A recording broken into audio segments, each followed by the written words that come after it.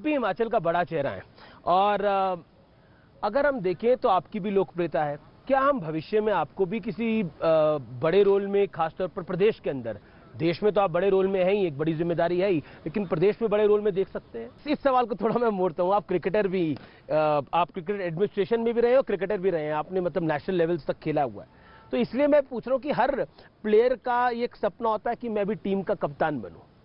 होता है, इसमें तो कोई दो राय नहीं है। डिपेंड करता है आप किस भूमिका में हो। कई बार कुछ लोग कप्तान बनकर भी कुछ नहीं कर पाते, आप स्टार बैट्समैन बनकर भी दिल जीत लेते हैं। तो आपको जो भी जिम्मेदारी मिली है, आप वहां पे अपना 100% दीजिए, संगठन के लिए, सरकार के लिए, राज्य के लिए, देश के लिए। मुझ में और जयराम जी में क्या अंतर है? हम एक ही पार्टी के कार्यकर्ता हैं, वो हमारे वरिष्ठ नेता हैं, वो मुख्यमंत्री हैं, शानदार सरकार चलाई है और उन्हें दूसरी पारी जरूर मिलनी चाहिए। एक सवाल है कि कांग्रेस कह रही है कि भ्रष्टाचार बहुत हुआ है, उन्होंने 23 पन्नों की एक रिपोर्ट भी जारी करी है।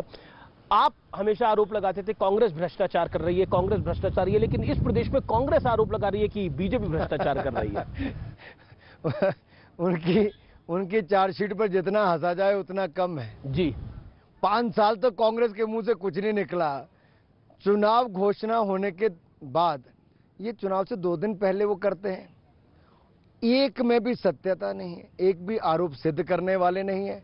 जयराम जी की सरकार ने ईमानदारी के साथ काम किया, कोई भ्रष्टाचार का दूर दूर तक लेने का नाम नहीं है। अनुराग जी, एक बात तो आप भी मानेंगे, इस बारी बीजेपी और कांग्रेस के बीच में एक बड़ी फाइट है, लेकिन कांग्रेस का कोई बड़ा नेता यहां नहीं आ रहा, लेकिन उसके बाद अगर उसके बावजूद कांग्रेस अगर फाइट में है तो ये कांग्रेस के लिए उपलब्धि है।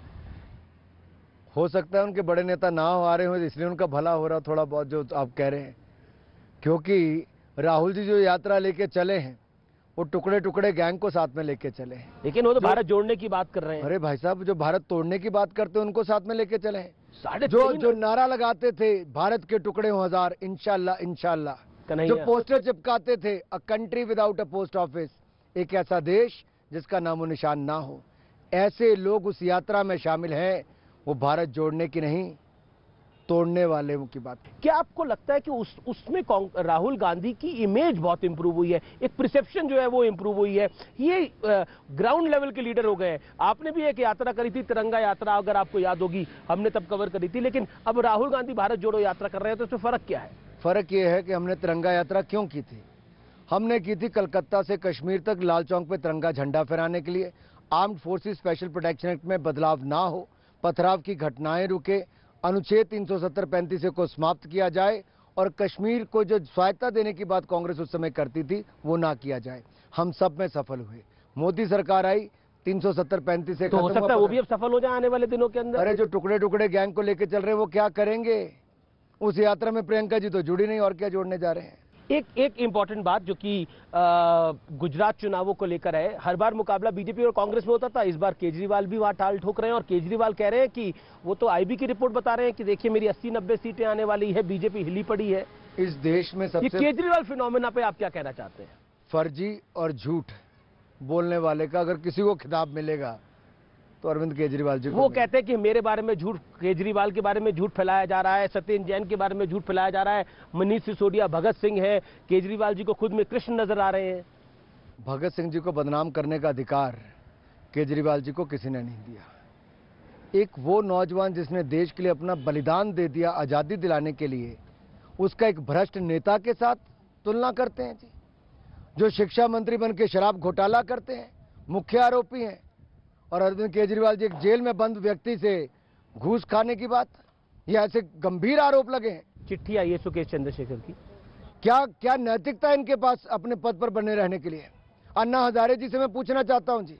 वो कह रहे हैं र्यूमर मॉन्गरिंग हो रही है, हमारे बारे में अफवाह फैलाई जा रही है। कोई कह रहा है कि सत्येंद्र जैन मसाज करा रहे थे, कह रहे हैं वो कोई मसाज नहीं करवा रहे वहां पर, ये अफवाह फैलाई जा रही है उनके बारे में।